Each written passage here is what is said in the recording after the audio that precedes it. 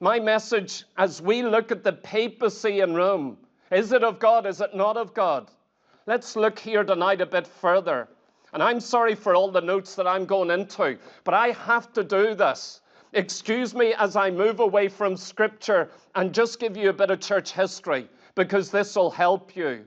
My message here, part 5, the ecumenical popes or the ecumenical papacy.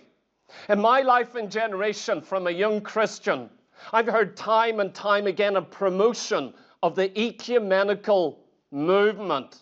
And that means something. We're going to look at it here tonight.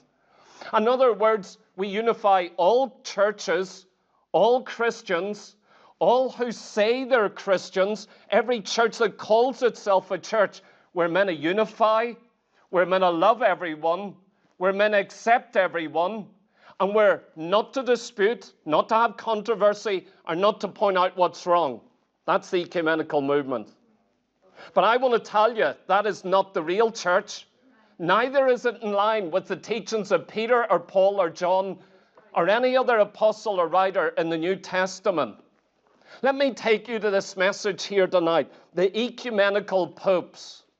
The new pope, Pope Leo the 14th, held a conference in Rome this year, this year and also this month, just a few weeks ago, from the 4th to the 7th of June. And in that he held a conference, and this is what the conference was called, Nicaea and the Church of the Third Millennium, towards Catholic unity. At that, this is what he said, quote, the Council of Nicaea, which was held in 325, you're all meant to tell me the year, give you grace tonight. The Council of Nicaea is not merely an event of the past, but it is a compass that must continue to guide us towards the full, visible unity of Christians. The First Ecumenical Council is foundational for the common journey that Catholics and Orthodox churches have undertaken together since the Second Vatican Council. That was the 21st Ecumenical Council. So he's just mentioned the First Ecumenical Council and the 21st Ecumenical Council, and he says we're all moving towards Christian unity. And the Nicaea Council, the Council of Nicaea in 325, he is saying is absolutely foundational in guiding us back to absolute unity across the church. Then he says this, which commemorates its celebration in the liturgical calendar. The Council of Nicaea is not simply one council among others, or the first in a series of councils, but the council par excellence, which promulgated the norm of the Christian faith. In that same speech, he actually says there's 3 things that Nicaea helps us unite around, and that we as the church all need to unite around. You know what the third point is? And he's still dealing with it. He says we need a united one date to celebrate Easter on. That's what Leo said this month to the worldwide church, saying we're using Nicaea to unite us all together. You see, Pope Leo is an ecumenical pope, but all popes weren't ecumenical. He is ecumenical. He wants the entire church of whatever denomination, whatever nation, of whatever belief, he wants them all to unite into one church. He wants us to build together, love each other. And you know what? He is a very loving man. He's a man who wants unity. He's a kind man. He's an eloquent man. He's an intelligent man. He's an ecumenical man. The papacy at the beginning of the 20th century, 100 years ago, was not ecumenical. None of the popes were ecumenical. None of the cardinals were ecumenical. The Vatican wasn't ecumenical. In fact, they were against ecumenism. They spoke against it, warned against it, taught against it, and rejected any appeal to join it 100 years ago. So what made the difference? What actually changed in the Catholic Church? That 100 years ago, she was utterly against ecumenism, and in fact, Catholics were even forbidden to attend the formation of the World Council of Churches in 1948 in Europe. They were banned from it. But just 14 years later, in 1962, the Vatican called its 21st Council, and everything had changed. It had become ecumenical in a period of 14 years. How can the Catholic Church go from being utterly opposed to ecumenism and calling people like you and I heretics and telling all the churches of the world, unless they believe exactly like Rome and come back to Rome, they're not even saved?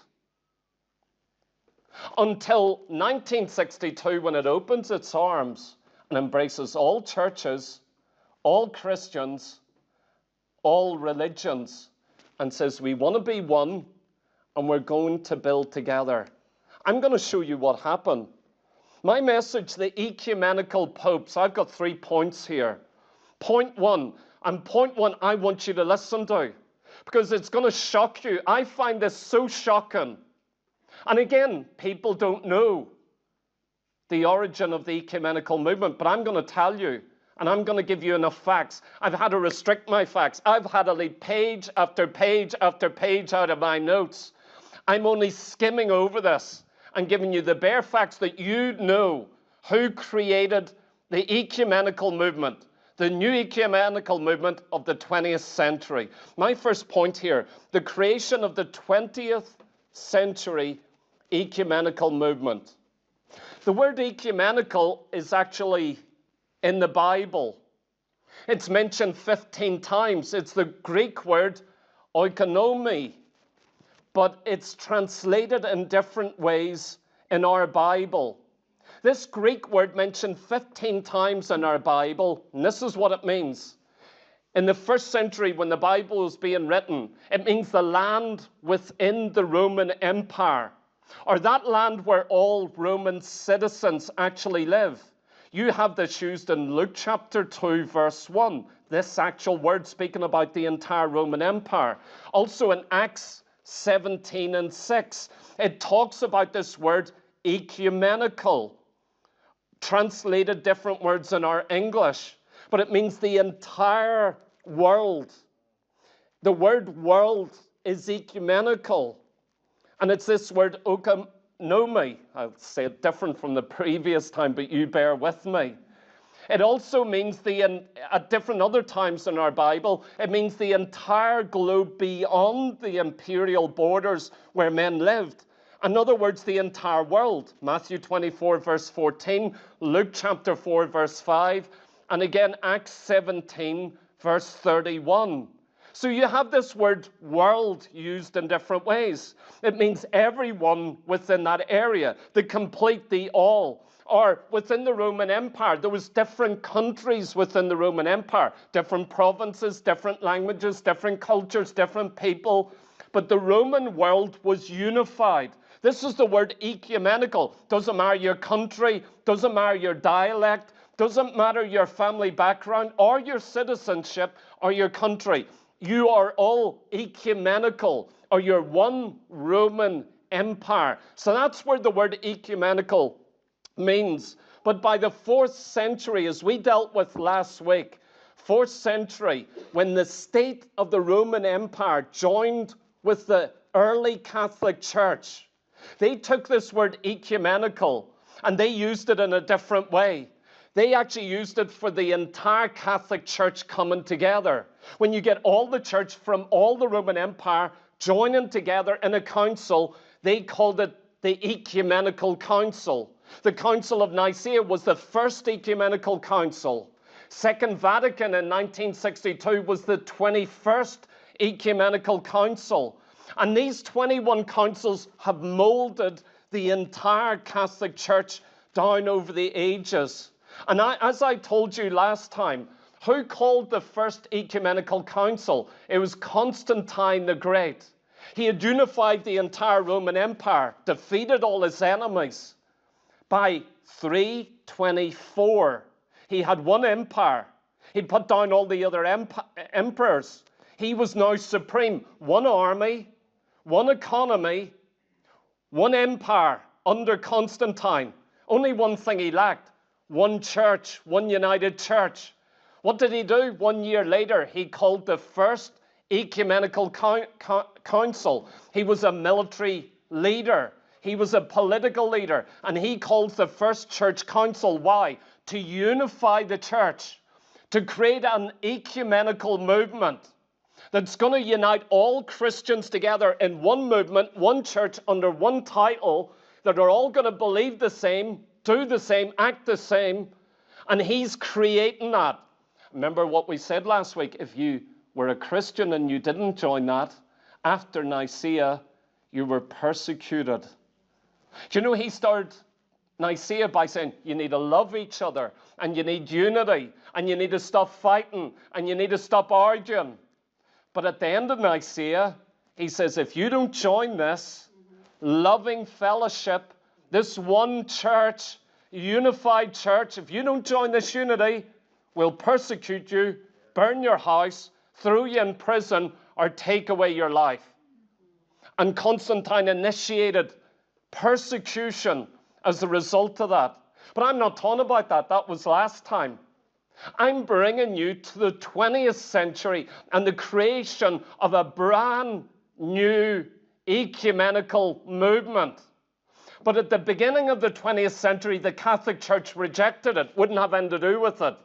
But by the end of the 20th century, the Catholic Church imbibed the spirit of ecumenism more than any group in the church. And it became the biggest organization to reach out and create an ecumenical world church, the biggest main organization in our world. I'm going to tell you how it happened. So number one, the creation of the 20th century ecumenical movement. How did it happen? I'm going to shock you. Two men basically put into operation a plan to create it in the 20th century. They were the two richest men in the world, and they lived in America. One of them was called John D. Rockefeller. Some of you will know his name. The other one is called Andrew Carnegie. They were both living in America, and they both were the richest men in the world, and they poured their finance into creating the first ecumenical movement of the 20th century. A movement that the Catholic Church rejected and warned its people about for 50 years. But eventually, absolutely capitulated. And the Catholic Church became their main tool to unify all Christians and all religions in the world. Let me tell you a bit about these men. John D. Rockefeller, who was born in 1839 and died in 1937, 2 years off 100. Notice how all these guys live an awful long time. An awful long time. When he was a young man, German higher criticism, which denied the inspiration of the Bible, and Darwinian evolution was flooding into our world. He became a victim of it. When he heard Darwinian evolution, he said that makes sense, and he rejected the Genesis story of the Bible, of creation. He said, I don't believe in that anymore. He also heard German higher criticism that said, Jesus wasn't born of a virgin. The blood doesn't cleanse you from sin. The Bible isn't perfect. It's filled with mistakes. So he was a victim of liberalism and modernism. And listen, he became the richest man in the entire world. He attended a Baptist church. He was a good Baptist. He was going to spend his entire lifetime within the Baptist church in America, but he was going to remold the Baptist movement and the Protestant churches of America.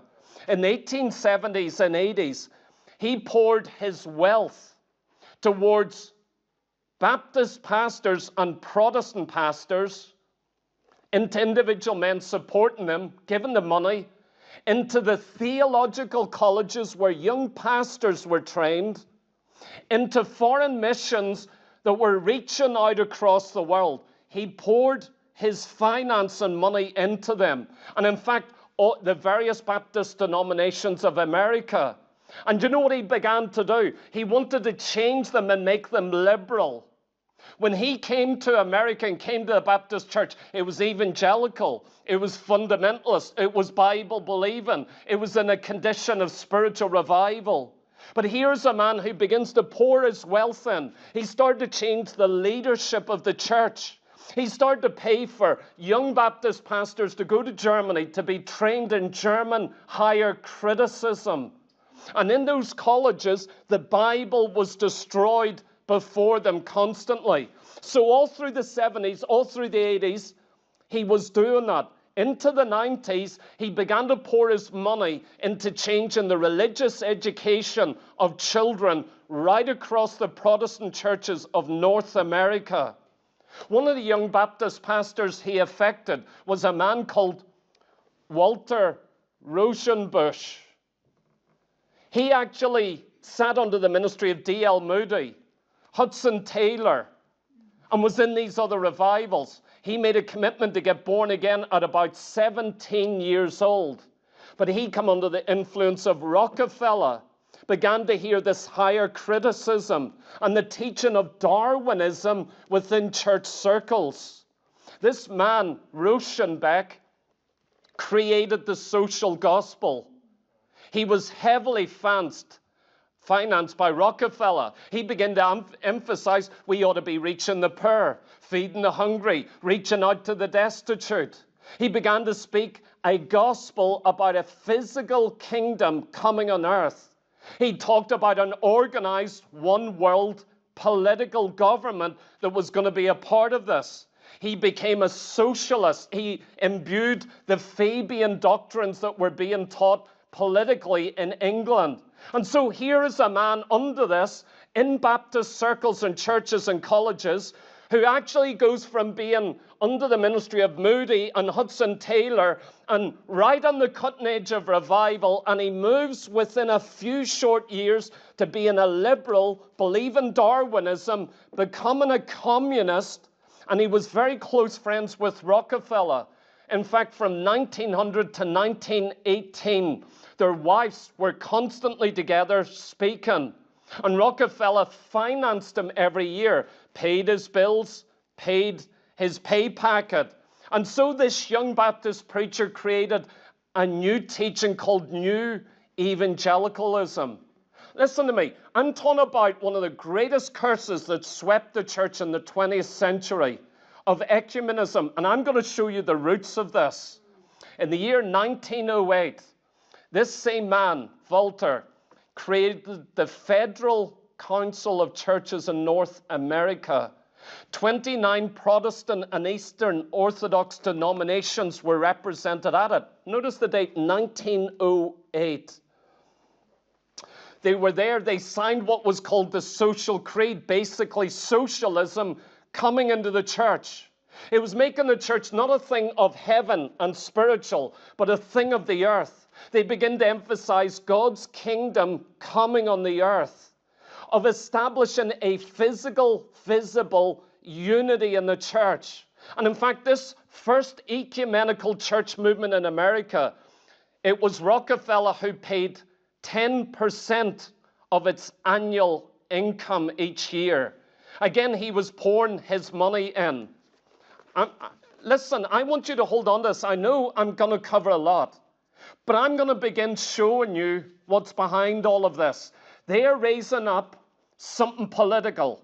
Do you realize Rockefeller and Carnegie, there's something they are pouring their finance into more than church unity and ecumenism? Do you know what it was? Creating a one world government and doing away with the nation state and independence. Let me read you from a book that was published in 1919 by a Baptist pastor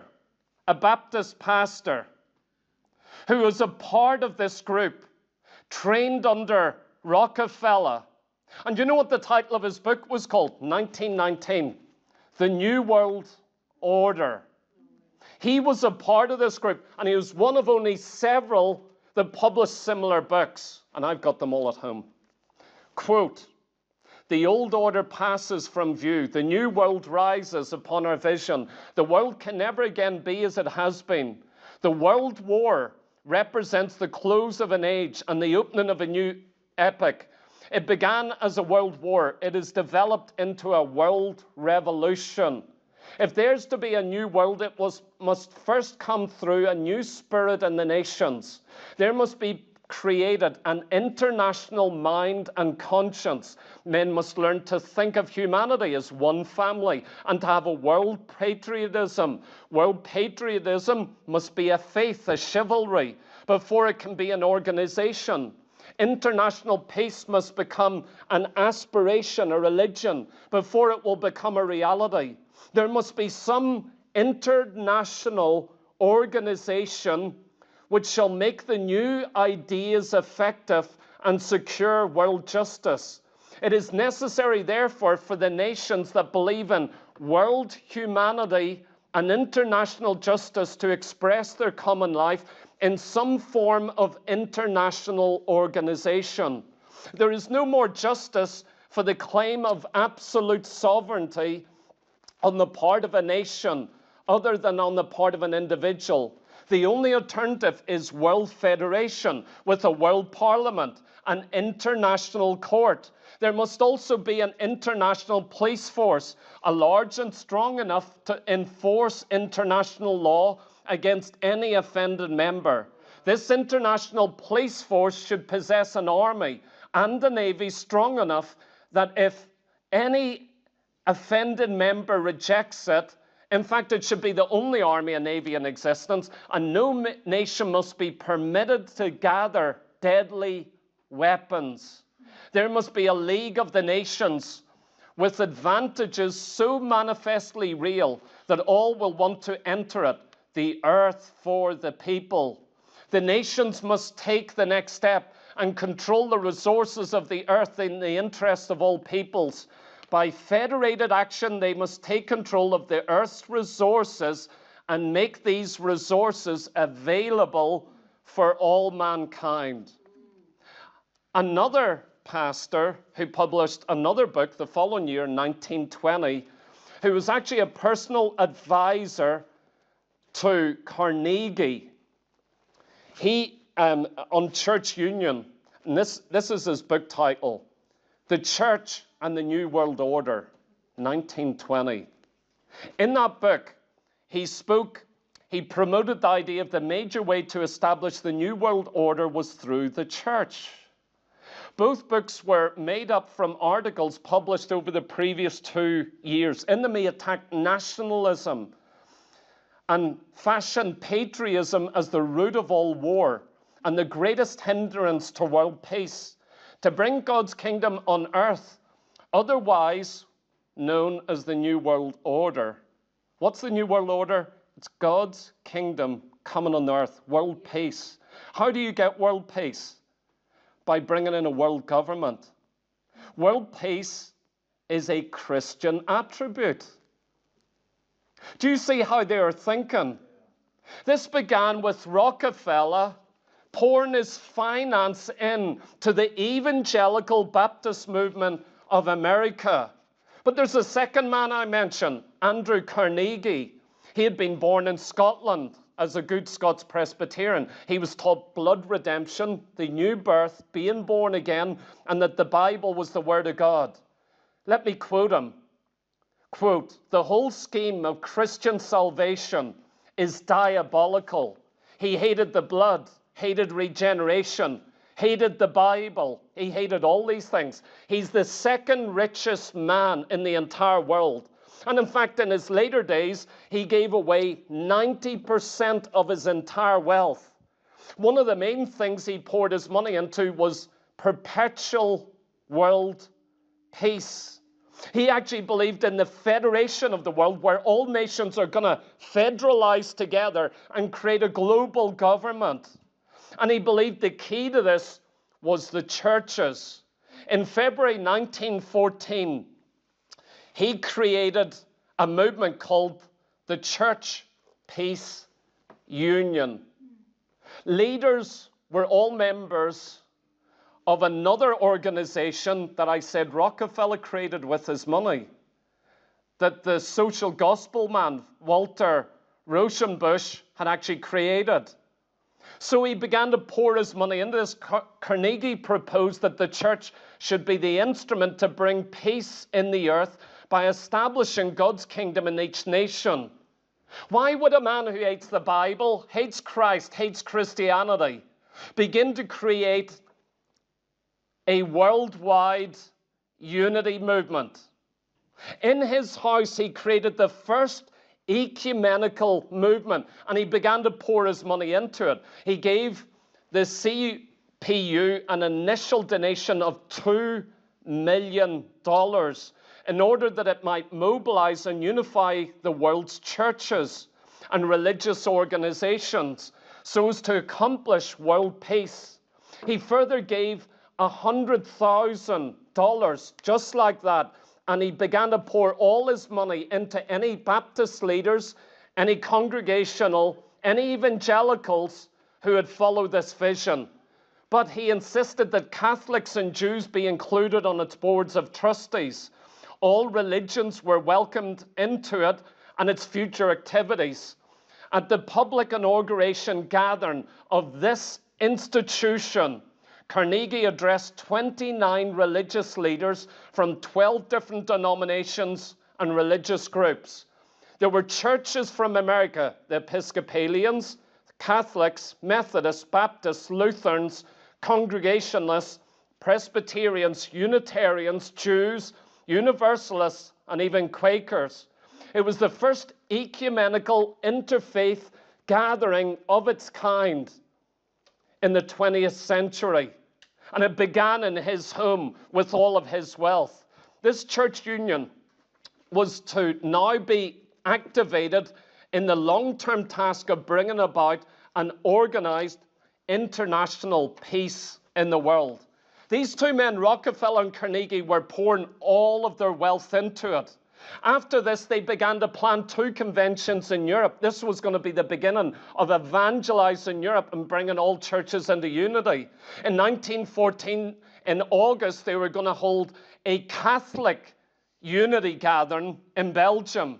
And another one at the exact same time, they were going to hold it on the Swiss-German border, and it was going to be a Protestant gathering. Then the following year, they were going to bring them all together. The 2 richest men in the world wanted to unify the Protestant and the Catholics in one ecumenical movement again. But you know what happened? War broke out and it hindered this. But you know, after the war, who was the president of America? Woodrow Wilson. As soon as the war finished, what did Woodrow Wilson actually want? He wanted the creation of the League of Nations, the first attempt at making a political world organization. And in fact, originally, all nations were meant to submit to the League of Nations that was created in 1919. But listen, who was Woodrow Wilson? Most of my American friends like him and hail him as a great leader. I disagree. He was made professor of Princeton University. Guess who made the decision? Rockefeller. Guess who financed him? Rockefeller. Guess who was one of his greatest friends? Rockefeller. He actually wrote a book on the New World Order because he believed the same. He believed in federalism. He also was a victim of Darwinian evolution. He had also come under the influence of Sunday schools and churches with new liberal thinking from Germany. Guess by whose influence? Rockefeller. So here's Woodrow Wilson, who's later going to be the President of the United States. Very sinister, I want to tell you. Pushing at the end of the war to have one political organization. But he was also looking for one church organization. All these men were thinking in a certain way. We're ecumenists. We want one church. We want to work together. We want to build together. But still the Catholic Church was against this. So were evangelicals, or Bible-believing Christians, or fundamentalists. At this time, the Senate in America was going to vote on joining the League of Nations, the first attempt to create a world government. But do you know what? There were preachers like R.A. Torrey, F.B. Meyer, W.E. Vine, and Billy Sunday who preached against this. They said this was going to lead to Antichrist system. One religious unity movement, one political movement, one movement in the nations to unify everyone. They could see Bible prophecy coming to pass, and they believed the League of Nations was the beginning of a political system that was going to lead to Antichrist. But also these same preachers saw this new unity movement in the churches.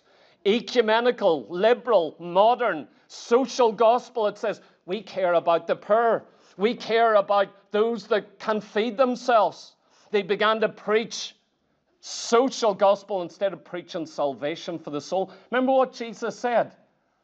He said, you know the kingdom of God is here when the poor are fed. No, he didn't say that. He said, when the poor have the gospel preached to them. It is more important to preach the gospel to a hungry man than to feed him.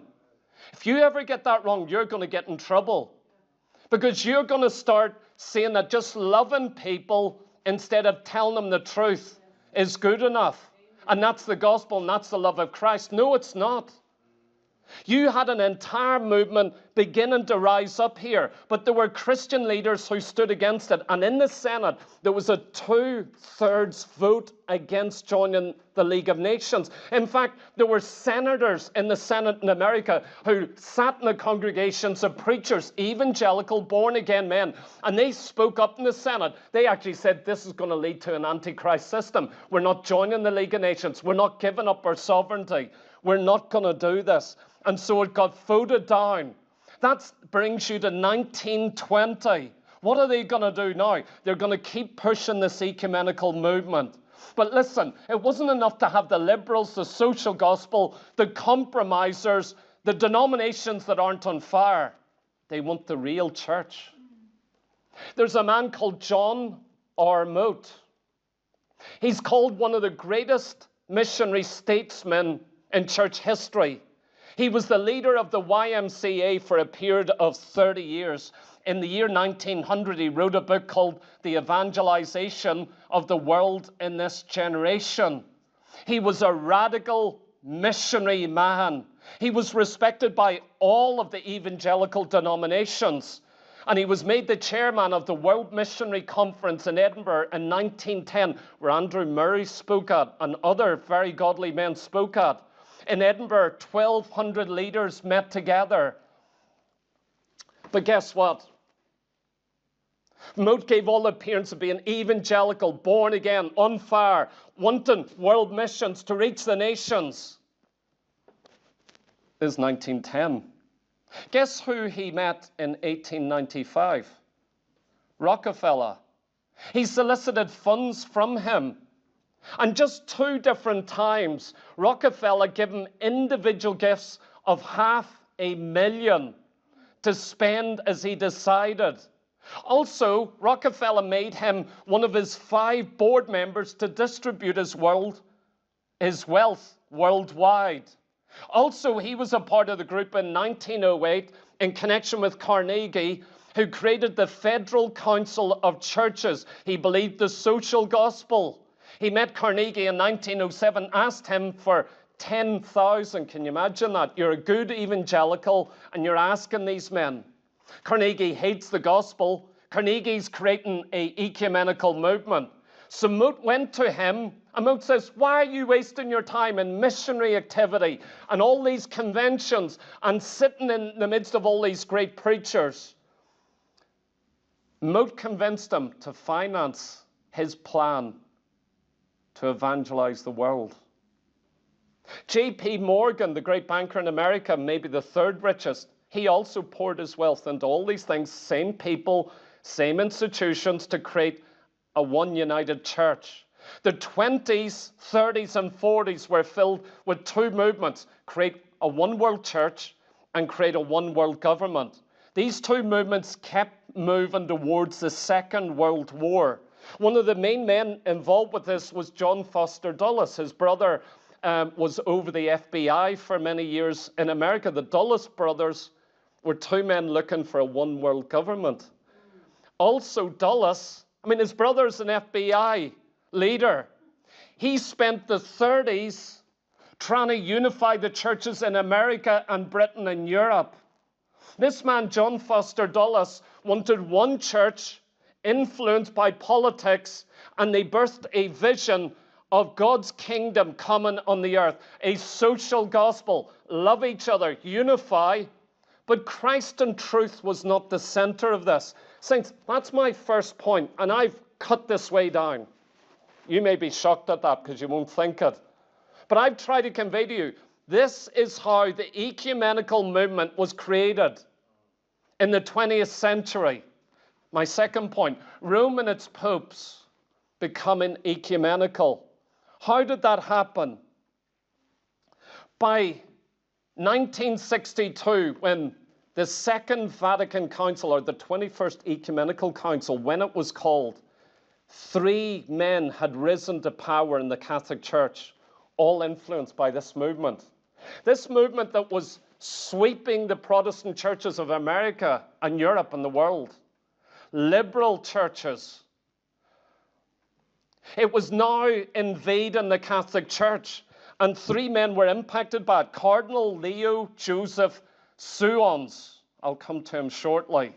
The second one, Cardinal Augustine Bea. And the third one, Pope John the 23rd. He became Pope in 1958, and when he did, he was an ecumenist. This thinking and attitude was utterly in his mind, and it's continued right down to Pope Leo this year. These are the ecumenical popes. The entire papacy changed. But it was because Rockefeller and Carnegie poured all their money into creating a church unity movement that swept the world. By 1962, the Catholic Church was ready to be taken over, and there was a lot of traditional Catholics who didn't want this. But the new Pope was a student of the counter-Reformation of the 20th century. In the 20th century, with Luther's rising up, 2/3 of Europe broke free from the Catholic Church. When the Counter-Reformation came from the Catholic Church, from the Jesuits, they won 1/3 of Europe back again.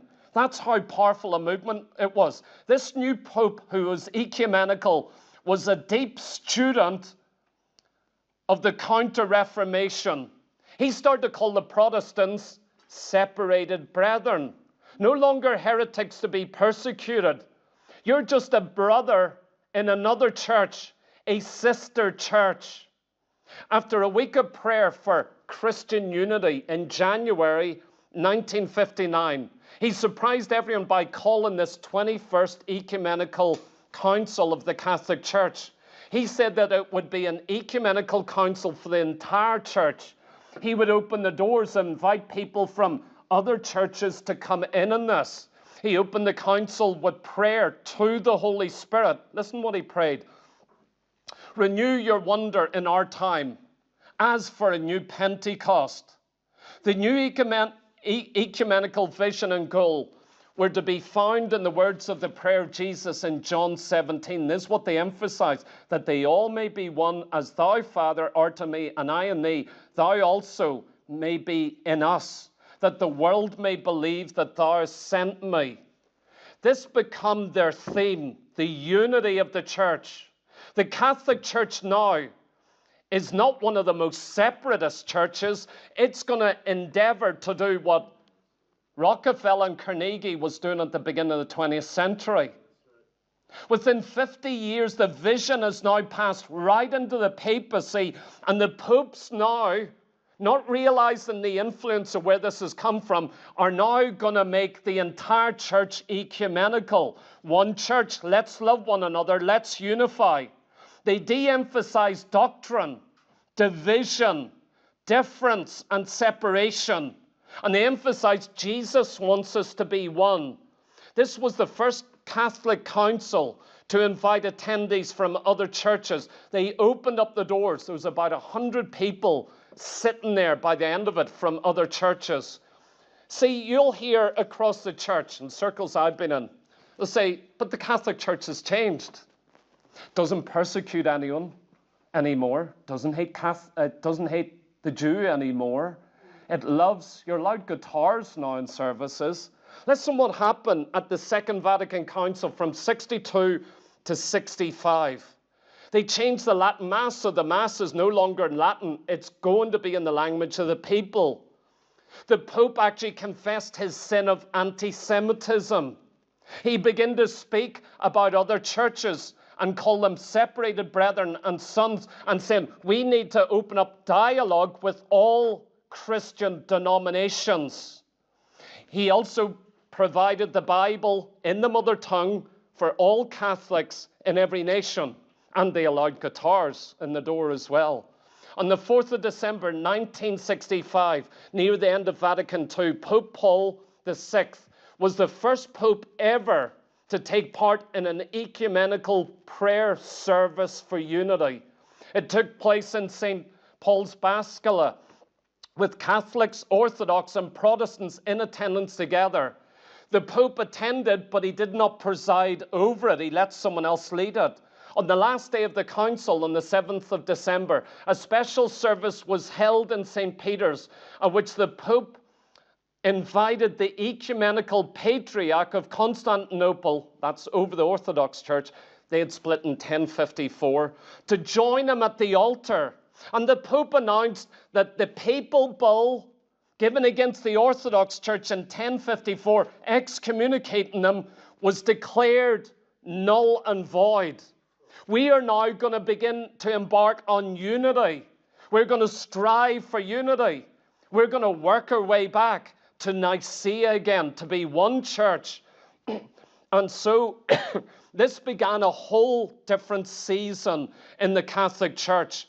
After this announcement, a thunderbolt burst of spontaneous applause broke out in all of those gathered in St. Peter's. The council officially concluded the next day on the Feast of the Immaculate Conception in order to celebrate the Virgin Mary's sinless birth. A new ecumenical wind began to blow out of this council that was to eventually have very wide impact upon the entire church as well as many other churches. But listen, the Catholic Church became an instrument to unify all churches together. And they were going to do that by dialogue and simply talking. They set up dialogue with the Lutheran Church, the Methodist Church, the Baptist churches, the evangelical churches, with all sorts of churches that had split from them down over the ages. With the Lutheran Church, it had a joint meeting with them from 1965. And they had 50 sessions talking through unity. In 1999, the Lutheran World Federation signed a joint agreement with the Catholic Church saying they believed the same thing on justification by faith.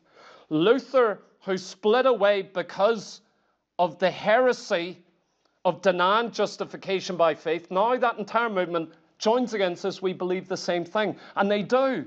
They're a church that has lost its way. The Methodist World Federation signed the same agreement in 2006 saying, we believe the same as the Catholic Church in justification by faith alone and good works. All of the daughter churches were beginning to come back again, one after another. And listen, even the evangelicals of North America, 1994, a document was signed in North America by the evangelicals and Catholics together. It was called the Christian Mission in the Third Millennium. It had taken 18 months to create with 20 Catholics and 20 Protestants. And they converged to sign a joint agreement that they wouldn't evangelize each other's people.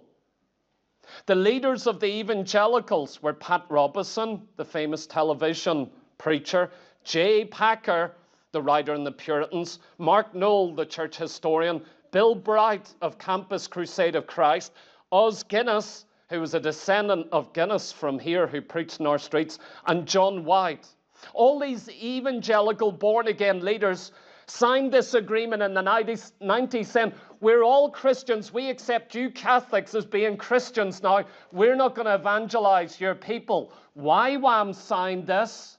Campus Crusade, all the various mission evangelistic societies who were there to evangelize souls. You know why the Catholic Church wanted that? Because they were being devastated in South America and Africa and Asia. They were being evangelized by simple, spirit-filled Christians who loved Jesus Christ and believed the Bible. The Catholic Church was being shook up to the 80s.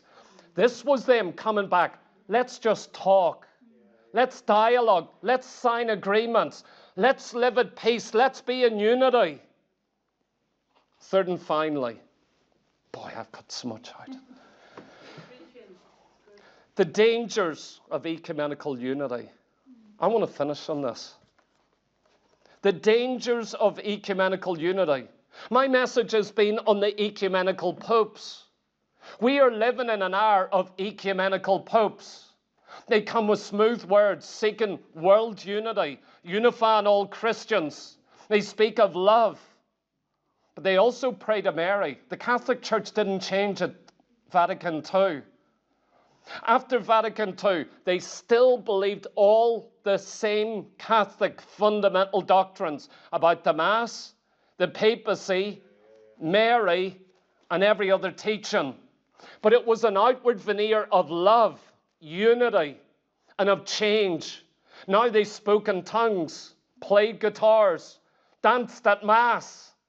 What a change. Surely now they love us. We're separated brethren, not heretics anymore. And the door was wide open, but nothing had changed. It was all outward.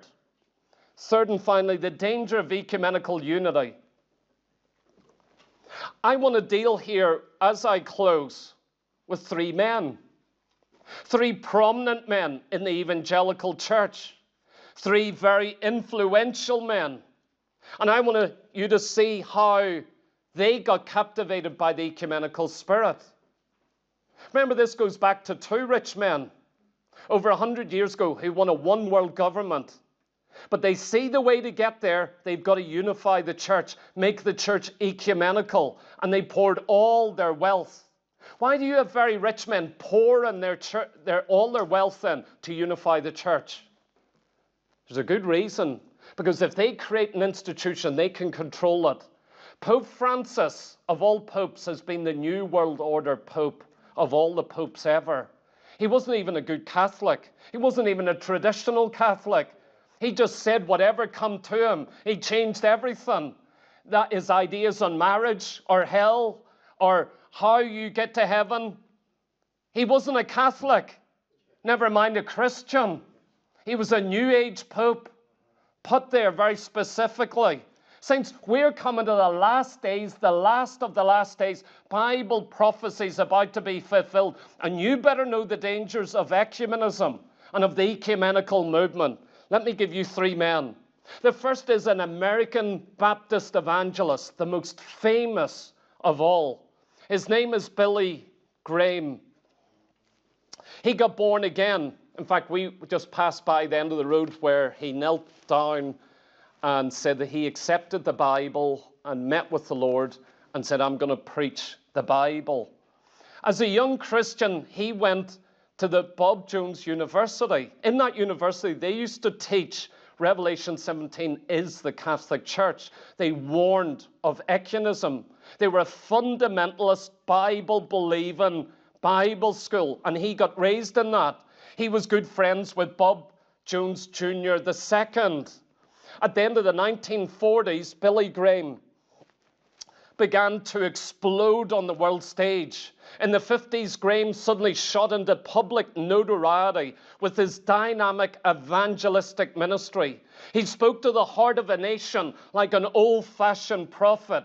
When he came to England in 1954, he spoke to the nation and shook the nation, only like what a prophet could do.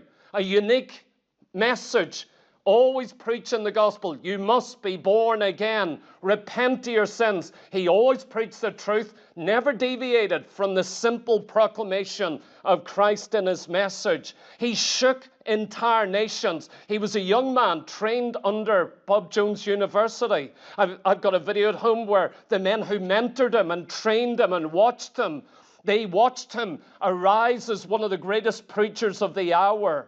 He was in a good, safe environment. Thousands responded to his simple, straightforward gospel message and his call to come to the altar and be born again. Over the years, 55 years of preaching, 3 million people have responded and walked to an altar within his meetings in over 185 countries of the world. But listen, you'd think this is a spotless man, a dynamic man, a man who couldn't be affected by this. In 1948, he was opposed to the religious systems like the World Council of Churches, believing that they were only preparing the way for Antichrist. That same year, he said this, quote, "The 3 gravest menaces faced by Orthodox Christianity are communism, Roman Catholicism, and Islam."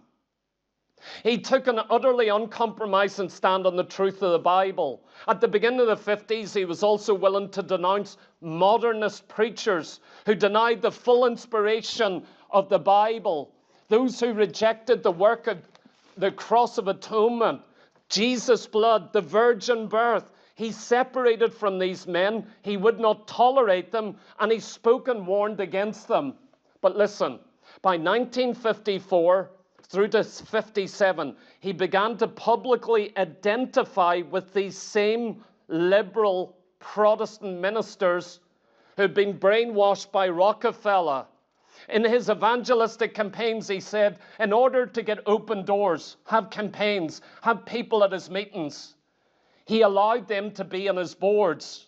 They began to finance him and support his meetings.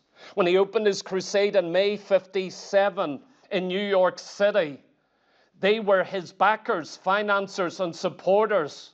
They were all liberal, ecumenical ministers. Among them was Norman Vincent Peale, Martin Luther King, James A. Pike, Robert McCracken, and various other ones I could name, but you don't know who they are. These men denied the virgin birth, the necessity for blood atonement, the inspiration of the scriptures, and the literal physical return of Christ to the earth. They denied all these things. And yet he met with them, had them sit on the platform with him, and in that crusade between May and September, 56,000 people responded to his gospel appeals, coming forward in altars to pray to get born again. And yet all the men around him are liberal, brainwashed by Rockefeller, ecumenists, but now he's put himself right in the midst of them. This campaign was a major departure by Graham from biblical Christianity and a major change within American evangelicalism. By the end of the 50s, Graham welcomed Roman Catholic priests onto all his crusade committees and sent new converts back to the Catholic churches if they come forward and pray to ask Jesus into their life. At the end, they were sent back to their local Catholic church. They didn't put them into a born-again church. By 1966, he was able to say, I find myself closer to Catholics than the radical Protestants. I think the Roman Catholic Church today is going through a second Reformation. That's what he said. In 1980, he wrote an article in which he said this: Pope John Paul II is one of the greatest moral and spiritual leaders of this century. He is an evangelist. He also changed his views about the World Council of Churches. He said, no, they're experiencing another Pentecost. They're the most liberal churches in the world. He went to China with communism in it. He came back, spoke to America. He said, oh, the church in China isn't being persecuted. The church was outraged at him. Who got to this man? Who reached him? Second man, David du Plessis.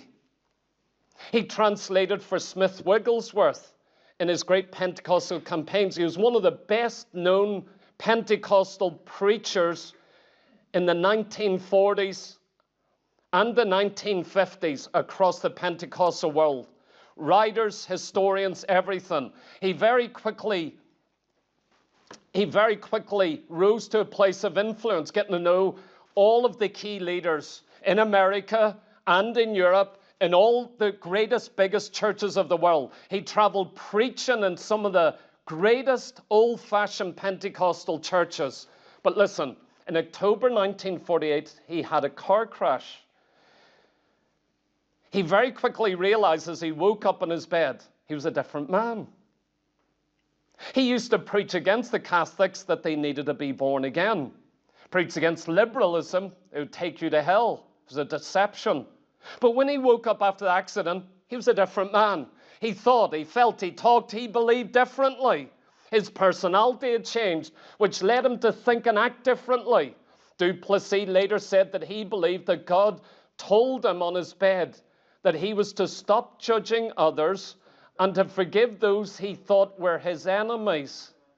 From now on, he was just to love people.